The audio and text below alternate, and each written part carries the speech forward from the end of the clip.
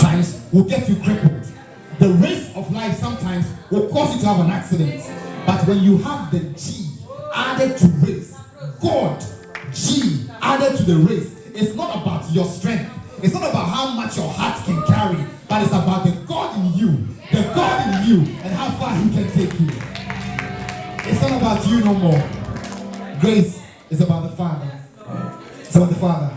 Because God, Jesus is seen in John 5 as a healer. I can make this proclamation that in 2019, the Lord will heal every infirmity in your life. I said, I can make this proclamation that in 2019, the Lord will heal somebody's finances. Listen, I see somebody's finances being healed. Your finances are sick. It has got hepatitis C. Your finances are sick. It is HIV positive. But when God comes in, He will heal your finances. Yes, Lord. Yes, Lord. Hallelujah. Hallelujah. Hallelujah. Jesus is seen as a rebel also. He breaks the law. He breaks the law. The law says don't do anything on the Sabbath. Keep it holy. Oh, don't cook on the Sabbath. Oh, keep it holy. Let there be a limitation on the activities you can do on the Sabbath. But Jesus rebels it because He and His Father, they are one. So if His Father made the law, He has the right to break that law. When it comes to you, may Jesus break every law in your family. Listen, when it comes to you, may every law and negative law in your workplace may be broken. When it comes to the areas that we live in, if men don't prosper, when it comes to you, Uncle Godfrey, may you begin to prosper in 2019. Jesus is going to rebel when it comes to you. I don't care what they say about the youth in London. Glorious Inheritance Mission. If gym is in your blood, it's in your DNA, you can go and go and go and go and go, but you will come back and come back and come back. This is your home. So I hear things like, oh yeah, Mordecai, I'll use you. Mordecai was here, and Bishop told me. Mordecai was here when he was a little boy, and then he went away a bit and came back. It's just the giftings of God. He came back playing the keyboard, not the same way he left. There are some lessons you cannot learn in Judea. There are some lessons you can learn when you go to Samaria. See how he plays the African tunes. I bet you if he was here, courtesy of the songs we sing here, it will all be Hillsong, Hillsong, Hillsong. Old Jewish songs, we will sing them. But when I start my song, aye, aye, aye, aye, aye, aye, aye, aye, aye, aye, aye, aye. Did you hear him? He caught the key the first time, and I have the most horrible voice. There are some lessons you can only learn in Samaria. So when they go gallivanting, when they go exploring, understand it. The gym blood is in them. However far they go, they will come back. In John 6, Jesus is seen as a miracle worker. It was in this John 6 that He blessed 5 loaves of bread and 2 small fishes. I like that verse. Small fishes. The fact that the Bible seems to want to qualify the fishes as small means the impossibility of the miracle that was about to happen.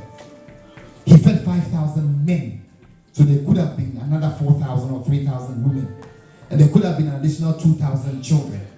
That's what Scripture says. The emphasis is on the 5,000 men. Amen. Jesus bless the 5 loaves and the 2 small fishes, and then feeds the 5,000. What does He do? He multiplies the seed that is available to Him. He asks His disciples, what do you have? That's the question He put to them. I put it to you this morning, that what do you have? God is going to bless it for you in 2019. If Jesus can bless 5 loaves and 2 small fishes and feed 5,000 men with it, Some of us, there's hope for us. There's hope for us. He's a God that can turn your £1,000 into $1 million. Oh, he's a God that can cause one mortgage to be turned into 5 houses. He's a God that can cause one car to be turned into multiple streams of income. It doesn't make sense how he's able to do it. 5 loaves of bread and 2 small fishes. But when this Jesus comes into town, he multiplies things. Not unless you have no seed. But I think everybody here, even the pensioners, have seeds. So what God is asking is, what do you have? What do you have? Show me what you have. I need something as a point of contact. I need to have something as a breakthrough. I need something that I can touch. What do you have? He's a God of multiplicity. And he's going to multiply that which belongs to you this year. In Jesus' name. In Jesus' name. Jesus is also a miracle worker because he walks on the Sea of Galilee. He walks on water. He's supposed to sink when you attempt to even think of walking on water. This Jesus breaks the laws of law, which is when you step on water, you have to sink. But then he has the courage because he made water.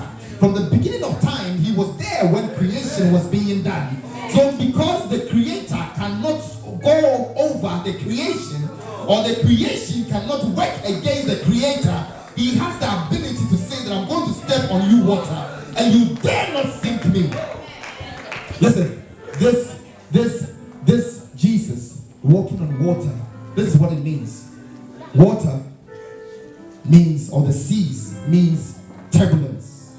If you've been to the beach, you'll see that the sea is very boisterous. It's turbulent. It shakes, it moves. There are storms, there are hurricanes, there are tsunamis that comes out of this sea. But Jesus says, I'm still going to walk on these waters. What does that mean to you? Every turbulent times in your life, because of Christ in you, the hope of glory, you are going to work on them. I said you're going to walk on them. Every unsteady waters in your life, in the mighty name of Jesus, I decree and declare that you will walk on them in Jesus' name. In Jesus' name. In Jesus' name. There are some grounds that when you step on, you have to go down. But this year, I see people stepping on unfamiliar territories. People are stepping on grounds that are not common to them. And they will still be victorious in where they stand. That's the miracle working God part of this Jesus. In John 7, Jesus is seen as the great teacher. Let's have a bit of silence here. I'm preaching the word. Jesus is seen as the great teacher. He is seen as a heavenly scholar. He is seen as someone with deep revelatory knowledge. He is seen as somebody that reveals the mind and the intentions of God. How I pray that this 2019 you're about to get into, God will reveal to you why people don't like you. God will reveal to you why you are hated so much.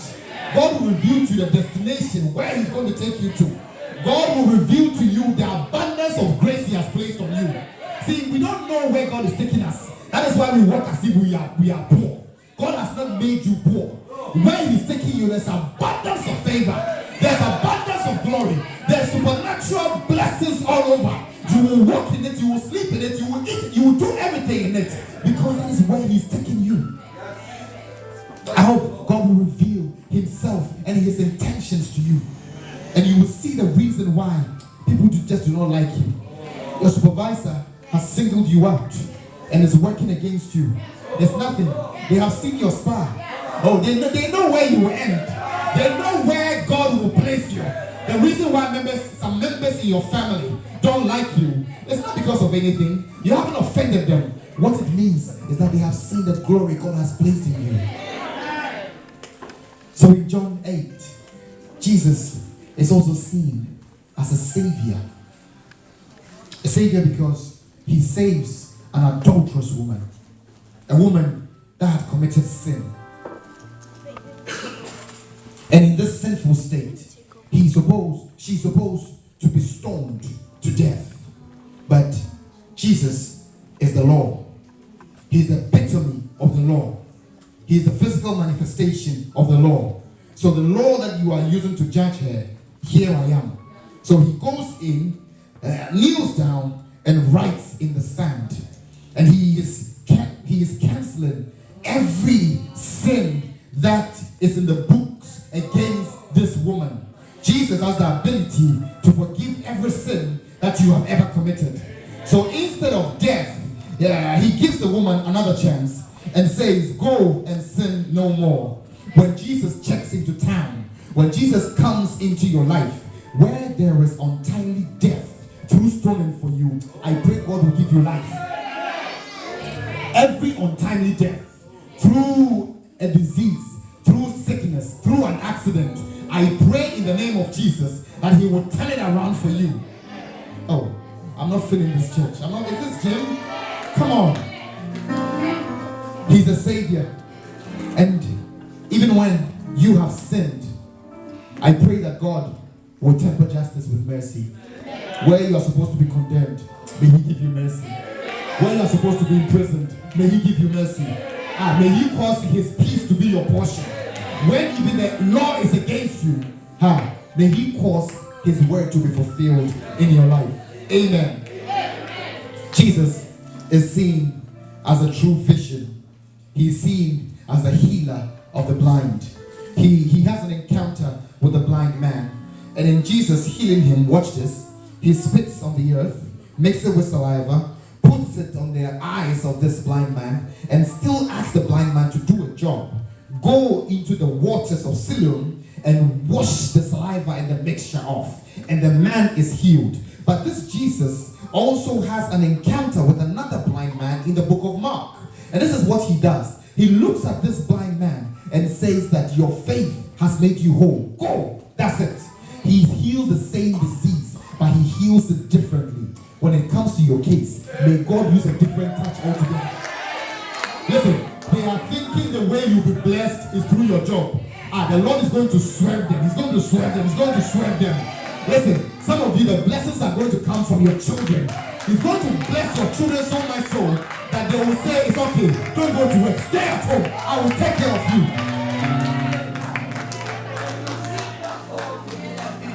Jesus is so extraordinary that in healing the same disease, he heals it differently every time.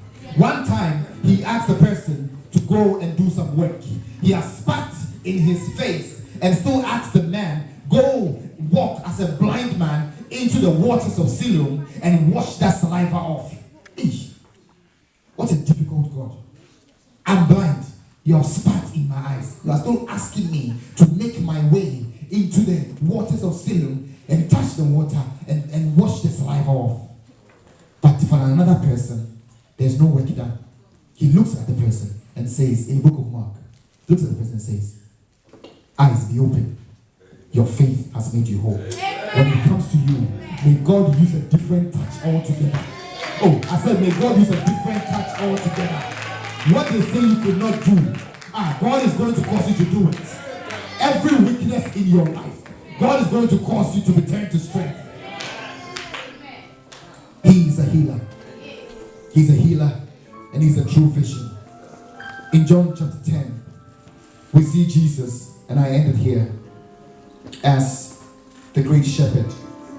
Yes, he is. A shepherd leads the sheep. The sheep by themselves, ladies and gentlemen, do not have any method of protection. The sheep has no claws to fight off the bear. The sheep has no strength to fight off the wolves. The sheep has no strength to fight off the lion. The sheep is absolutely reliant on its shepherd. The shepherd, like David, has a sling and a stone. A shepherd will probably have a staff. A shepherd probably has a voice that speaks and moves and travels through the mountains, that when everything is about to attack its sheep, that thing moves away. I pray that God will be your shepherd in 2019. And every attack of the enemy, because of not you, your strength, But because of the presence of God, the presence of Jesus Christ, your number one shepherd, you will not have to fight any battles and lose. David says something in Psalm 23. David said, the Lord is my shepherd, I shall not want. The shepherd also can feed. So may God feed you this year. May God cause you to be fed in 2019. You don't hunger no more, because your great shepherd is going to cause you to be catered for. May God, through Jesus, provide and protect you, because he himself is your shepherd. In winding down, I'll say this. You've been fighting the battle of life for so long. It's bigger than you. Sin is bigger than you. The poverty is bigger than you. But when you introduce the Spirit of God into it, that disease has to go. Oh, that lack has to go. It's not about you no more, but it becomes about that extra spirit from Elohim that is present in you. That darkness in you has to go. That bitterness in you has to go. Oh, it has to disappear, because it's not about you no more, but it's about the Spirit of God. Put Jesus back in control of the car of your life. You will not crash. You will never short fuel. Because he's a God of energy. He's a God of power. Listen, this Jesus, when he's driving you, no policeman can stop you. He's the power and authority. Behind him, there are numerous, but above him, there is none. There is none. When you put Jesus in your wheels and he's driving you, he has the ability to set you up. Sometimes you take detours. He will go the longer way. He will use the 406. He will use the M25. And it will seem like you are going round and round and round and round and round and round. But when the time is right and it's really your turn, he will exit onto the exit that he wants to exit to.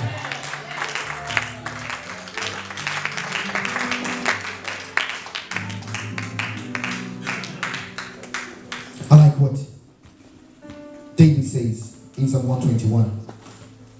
To me is so extraordinary. He says that I lift up my eyes to the hills. From whence cometh my help? It's a question. I know God is up there. So I've lifted up my eyes to him. If I could do it, I would have done it. If I knew how to kill Goliath, I would have done it. If I knew how to kill the bears, I would have done it. But my strength is not in me. My strength is on the hills. And in answering the question he asked, he says that my help, it doesn't come from my education. My help doesn't come from my trickery. My help doesn't come from how street smart I am. My help, it comes from only the Lord. But he's done something. Why should I believe in this God? Why should I believe in the help that he gives? Because he made the heaven and the earth. And then his confidence in this God that made the heavens and the earth is emanated, is made mighty. He said something. He will not allow my foot to be moved. When God plants you somewhere, no witch, no wizard can move you. Sometimes we allow the spirit of witchcraft to be made big as if there's no presence of God. I said it's your body, it's your spirit, plus what? The Spirit of God. So within you, God's Spirit is in you. Not unless you've allowed sin to encompass you. You have embraced sin willingly. You gossip willingly. You have hatred in you willingly. You steal willingly. It's not beneath you, but it's like, I'm going to do it. And the Spirit of God cannot stay in you. But once you have the Spirit of God in you, he himself will cause you to be placed where you have to be. He says something that's also profound. He who keeps you will not slumber. Slumber is utonko.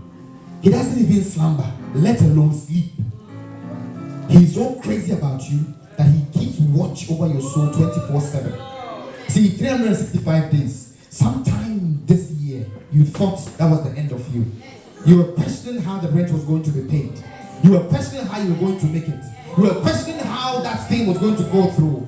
But because he never slumbers nor sleep, he brought you through. He brought you through. Oh, he brought you through.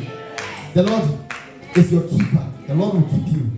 He will not keep you against your will, but he will give you the finer things of life.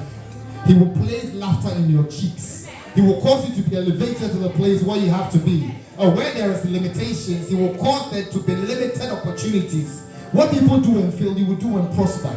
Because the Lord is nothing but your keeper. He will maintain that blessing that he has placed on you. The sun shall not smite thee by day, nor the moon by night. That means if you slack, the sun will smite you by day. And if you slack, the moon might smite you by night. But your portion is different. Oh, your very own case is different. Your very case is different. Listen, the sun will never work against you. The sun is supposed to go through, every plant goes through a process called photosynthesis. But the sun sometimes can kill plants. So the same sun that is bringing its heat and radiation sometimes can destroy certain things. But your case is different. Everything concerning you, God is saying that his sun, his source of light, his source of power, it shall not smite thee by day when you are conscious, and even when you are sleeping, the moon will not work against you. It says that the Lord shall preserve you from all evil. This year, if you are scared of flying, fly. Get on a plane. Go to Bali. Go somewhere. Go to Australia. Don't always go to Ghana. Explore the world. For he is with you. He will protect you from evil. He will protect you from evil. Listen, if you are scared, if you've never been to your village, because you think they will use African electronics to work against you, I will fail. I short wire their circuit. Listen, I short wire their circuit. What they should do and work against you, instead of cursing you, it will begin to bless you.